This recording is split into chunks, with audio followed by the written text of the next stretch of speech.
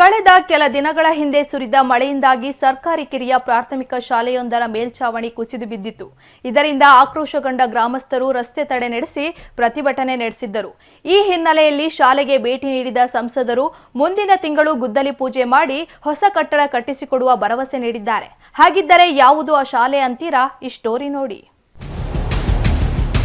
ಮಳೆಯಿಂದಾಗಿ ಕುಸಿದು ಬಿದ್ದ ಶಾಲಾ ಮೇಲ್ಛಾವಣಿ ವೀಕ್ಷಿಸಿದ ಸಂಸದರು. ದಾವಣಗೆರೆ ಹೊರವಲಯದ ಕರೂರು ಗ್ರಾಮದ ಸರ್ಕಾರಿ ಕಿರಿಯ ಪ್ರಾಥಮಿಕ ಶಾಲೆ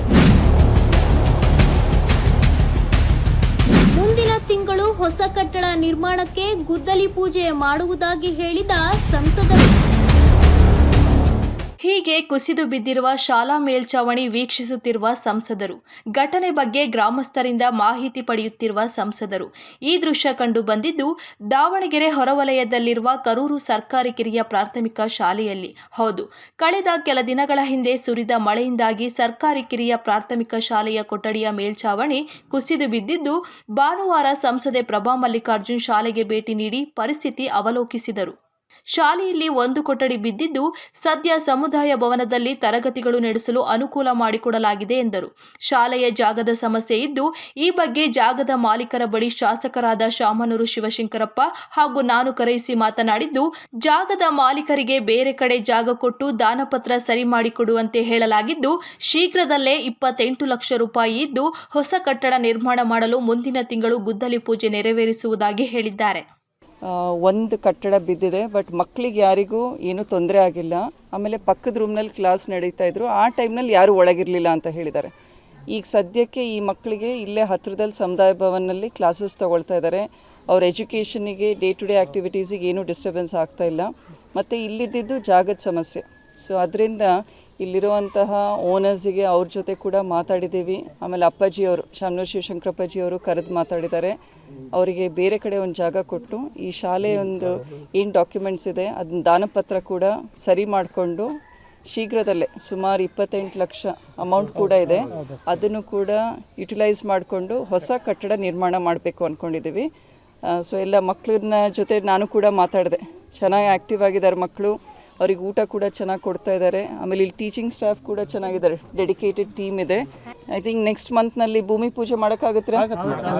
ಭೂಮಿ ಪೂಜೆ ಊರಿನವ್ರು ಕೂಡ ಸಹಮತಿ ಇದೆ. ಶಾಲೆಯ ಮಕ್ಕಳೊಂದಿಗೆ ಚರ್ಚೆ ನಡೆಸಿದ ಸಂಸದರು, ನೀವು ದುಡಿಯಲು ಪ್ರಾರಂಭಿಸಿದ ಮೇಲೆ ನೀವು ಓದಿದ ಶಾಲೆಗೆ ಅನುದಾನ ಕೊಡುವಂತೆ ಮಕ್ಕಳ ಜೊತೆ ಪ್ರಾಮಿಸ್ ಮಾಡಿಸಿಕೊಂಡರು.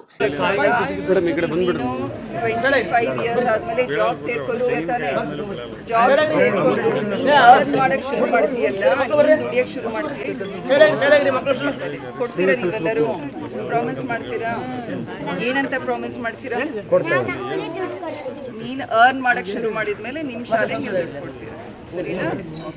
ಸರ್ಕಾರಿ ಶಾಲೆಯಲ್ಲಿ ಓದಿದವರು ತಾವು ಓದಿದ ಶಾಲೆಗೆ ಅನುದಾನ ನೀಡಿದರೆ, ಸರ್ಕಾರದ ಅನುದಾನದ ಜೊತೆ ನೀವು ಅನುದಾನ ಕೊಟ್ಟರೆ ಶಾಲೆ ಅಭಿವೃದ್ಧಿಗೆ ಕೈ ಜೋಡಿಸಿದಂತಾಗುತ್ತದೆ ಎಂದರು. ಎಲ್ಲ ಅಲ್ಯುಮ್ನೈ ಇರ್ತಾರೆ ಸರ್ಕಾರಿ ಶಾಲೆಯಲ್ಲಿ ಓದಿ ವಿದ್ಯಾಭ್ಯಾಸ ಮಾಡಿರುವಂತಹ ಎಲ್ಲ ಕಾಲೇಜ್ಗಳಲ್ಲಿರ್ತಾರೆ ಅಥವಾ ವರ್ಕ್ನಲ್ಲಿರ್ತಾರೆ. ಸೊ ಅವರಿಂದ ನನ್ನ ಎಕ್ಸ್ಪೆಕ್ಟೇಷನ್ ಏನು ಅಂದರೆ ಅವ್ರ ಶಾಲೆಗಳಿಗೆ ಅವರು ಅನುದಾನ ಕೊಡಲಿ ಅಂತ. ಅದೊಂದು ಒಳ್ಳೆ ಜೆಸ್ಚರ್ ಆಗುತ್ತೆ. ಇದರಿಂದ ಸರ್ಕಾರಿ ಶಾಲೆಗಳು ಸರ್ಕಾರದ ಅನುದಾನದ ಜೊತೆಗೆ ನೀವು ಕೂಡ ಸಹಾಯ ಮಾಡಿದರೆ ನಮ್ಮ ಸರ್ಕಾರಿ ಶಾಲೆಗಳ ಸ್ಥಿತಿ ಇನ್ನೂ ಉತ್ತಮ ಆಗುತ್ತೆ ಅಂತ ನನ್ನ ಅನಿಸಿಕೆ. ಸಂಸದರು ಶಾಲೆಗೆ ಭೇಟಿ ನೀಡಿ ಇದೀಗ ಶಾಲಾ ಜಾಗದ ಸಮಸ್ಯೆ ಬಗೆಹರಿಸಿದ್ದು, ಮುಂದಿನ ತಿಂಗಳು ಗುದ್ದಲಿ ಪೂಜೆ ಮಾಡುವುದರ ಜೊತೆಗೆ ಹೆಚ್ಚಿನ ಕೊಠಡಿ ನಿರ್ಮಾಣ ಮಾಡಿಕೊಡುವುದಾಗಿ ಹೇಳಿದ್ದು ಗ್ರಾಮಸ್ಥರಲ್ಲಿ ಸಂತಸ ಮೂಡಿಸಿದೆ. ಪ್ರಭಾ ಮೇಡಮ್ ಅವರು ನಮ್ಮ ದಾವಣಗೆರೆ ಶಾಸಕರು ಮೊನ್ನೆ ಅವರು ಡೆಲ್ಲಿ ಸೆಷನ್ನಲ್ಲಿದ್ದರು. ಶಾಲೆ ಒಂದು ಮೇಲ್ಛಾವಣಿ ಕುಸಿದಾಗ ಅವರು ರಿಪೋರ್ಟ್ ತರಿಸ್ಕೊಂಡು ನಾನು ಕ್ಷೇತ್ರಕ್ಕೆ ಬಂದ ಕೂಡ ಶಾಲೆ ವಿಸಿಟ್ ಮಾಡ್ತೀನಿ ಅಂತ ಹೇಳಿದರು. ಅವ್ರ ಮಾತಿನಂತೆ ಇವತ್ತು ಶಾಲೆ ಬಂದು ವಿಸಿಟ್ ಮಾಡಿದ್ದಾರೆ. ಹಾಗೆ ಜಾಗದ ಸಮಸ್ಯೆ ಐತಿ ಅಂತ ಹೇಳಿದಾಗ ನಾವು ಆ ಜಾಗದ ಓನರ್ನ ಕರೆಸಿ ಆ ಜಾಗನ ಶಾಲೆ ಬಿಟ್ಕೊಡುವಂತೆ ಅವ್ರನ್ನ ಮನವೊಲಿಸಿದ್ರು. ಇವತ್ತು ಸುಮಾರು ವರ್ಷಗಳಿಂದ ಏನು ಜಾಗದ ಸಮಸ್ಯೆ ಇತ್ತು, ಜಟಿಲ ಸಮಸ್ಯೆ, ಇವತ್ತು ಪ್ರಭಮ್ಮ ಅವರು ನಮ್ಮ ಸಂಸದರು ಬಂದರಿಂದ ಆ ಸಮಸ್ಯೆ ಬಗೆಹರಿತು. ಹಾಗೆ ಮುಂದಿನ ತಿಂಗಳಲ್ಲಿ ಒಂದೊಳ್ಳೆಯ ದಿನವನ್ನು ನೋಡಿ ಅವರು ಗುದ್ದಲಿ ಪೂಜೆ ಮಾಡಿ ಮತ್ತೆ ನಮ್ಮ ಶಾಲೆಗೆ ಏನಾದರೂ ಹೆಚ್ಚಿನ ಕೊಠಡಿಗಳು ಬೇಕಾಗಿದ್ದರೆ ಹೆಚ್ಚಿನ ಕೊಠಡಿ ಅವಕಾಶವನ್ನು ಮಾಡಿಕೊಡ್ತೇನೆ ಅಂತೇಳಿ ಮಾತು ಕೊಟ್ಟಿದ್ದಾರೆ.